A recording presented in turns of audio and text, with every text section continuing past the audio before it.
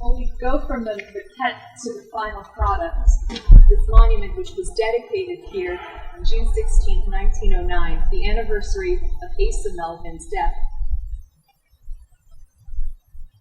What can you tell me about the changes made to the final product? Right. Well, the most apparent one is that he flipped it. You look at the maquette, and it's her left arm that's raised and bent. But when French came to this site while he was working on this, he looked at where the roads were, how people would be coming in, looked at where the sun was, realized that if it were her other arm, it would shadow her in a way that he didn't want. This figure's emerging from inside the stone, and he had to really balance the light to get what he wanted. So he just thought nothing of completely flipping it.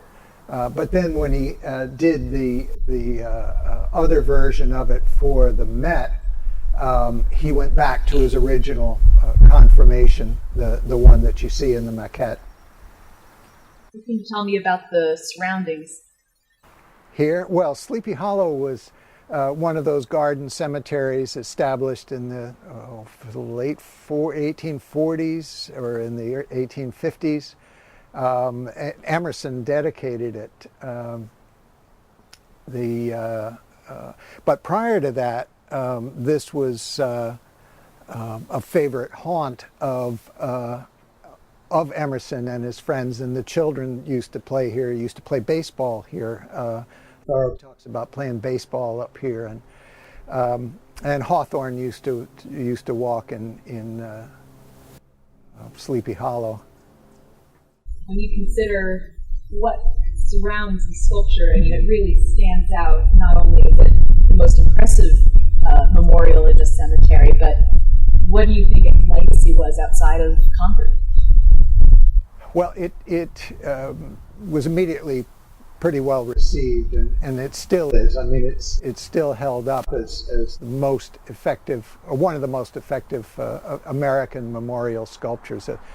You know, it's a particular idiom in its own right, but French kind of summed it up really toward the end of that tradition of memorial sculpture. And it's where he began, of course, as just a 21-year-old, got the commission for the Minuteman at the North Bridge and stuck with it.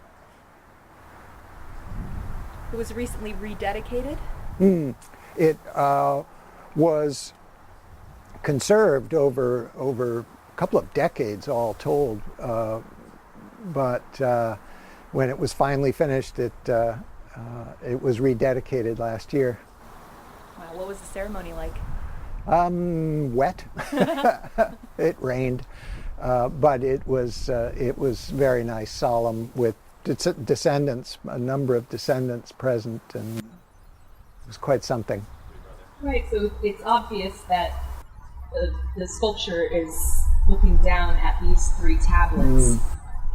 Are these the sites of the three brothers? No. No. John died in Washington. He's also in the 1st Heavy Artillery, and they were doing garrison duty around the Capitol, basically protecting the Capitol until late in the war. Grant decided to throw them all into the fight, which was bad news for Samuel. His first experience with combat, he was captured and sent to Andersonville, where he died. So his remains are at Andersonville. John, I think, is buried in Washington, and then Asa was killed at Petersburg, and I think he's at Petersburg. I read that James Melvin wanted to erect something way earlier, but wasn't wealthy enough at the time. And decades later, when he was a wealthy Boston businessman, he was able to commission this. And Francis Bacon, who was a designer and architect, did the surroundings. And you have the names of the three brothers, along with a bronze rifle and wreath. Beautiful memorial. It is, and I wonder if it isn't the most accomplished piece of architecture in Concord, because this is pretty upscale. Right. And when you think of it, it's a private memorial in some ways, not what you would see on Fifth Avenue, not what you would see not a National public Park. No, but it's a real ornament to the cemetery. For those who can't see, the inscription underneath the sculpture reads, "In memory of 3 brothers born in Concord, who as private soldiers gave their lives in the war to save the country.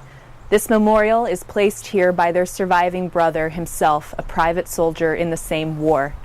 I, with uncovered head, salute the sacred dead, who went and who return not."